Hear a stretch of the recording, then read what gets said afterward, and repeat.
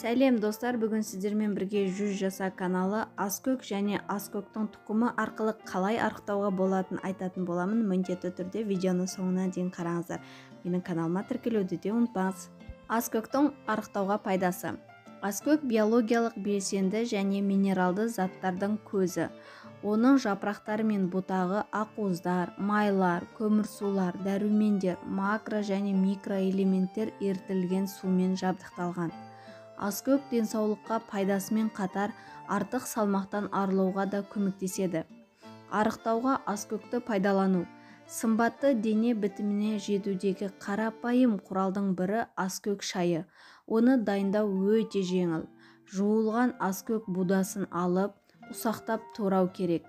Осы мөлшерден 3 ас қасық аскөкті ыдысқа салып, оған жарты литр қайнаған су құясыз. Бұл ыдысты отқа қойып қайнаған соң 5 минуттай жай отта ұстаңыз. Дайын болған сусынды сүзіп алып, аскөк шайын күніне жарты стаканнан 3 рет тамақтанудың алдында ішу керек. Сонымен қатар аскөкті ақ желкенмен бірге қолдануға болады. Ол үшін кептірілген 1 ас қасық аскөк пен 1 ас қасық ақ желкен керек. Оны шәйнекке салып, қайнаған су құйыңыз. Шайды 15 минутқа қалдырыңыз. Уақыт өткен соң қарапайым шайдың орнына осы дайындалған шайды ішіңіз.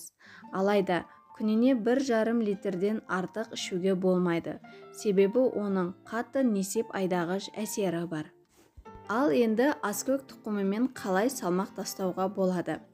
1 ас қасық аскөк тұқымына 250 мл қайнаған су құйып, бетін 60 минутқа жауып қойыңыз. Дайын болған сусынды сүзіп, күніне 3 мезгіл тамақтану алдында 100 мл-ден ішу керек. Егер сізде артериялық қысымыңыз төмен болса, бұл сусынды абайлап ішіңіз. Себебі қан қысымын төмен түсіретін қасиеті бар. Сонымен қатар, айран арықтауға көмектесетін керемет өнім. Айранда ішектер мен иммунды жүйенің жұмысына пайдалы бифидо және лактобактериялар бар. Айран арықтауға көмектесетін керемет өнім.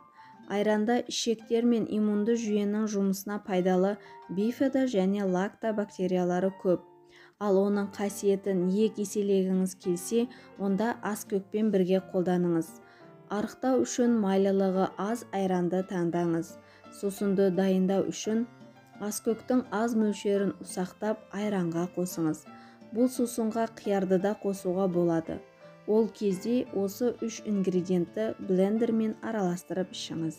Егер айран ішкенді ұнатпасаңыз, аскөкті сүзбемен бірге жеңіз. Сүзбе адам ағзасына қажетті ақуыз көзі. Мұндай тағамды кешке таман жесеңіз, қарныңызды тоқ етіп ұстағандықтан ұйықтар алдында тамақ жегіңіз келмейді.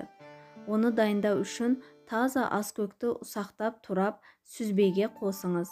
Қосымша ретінде оған көк жуа мен ақ желкен де қосуға болады.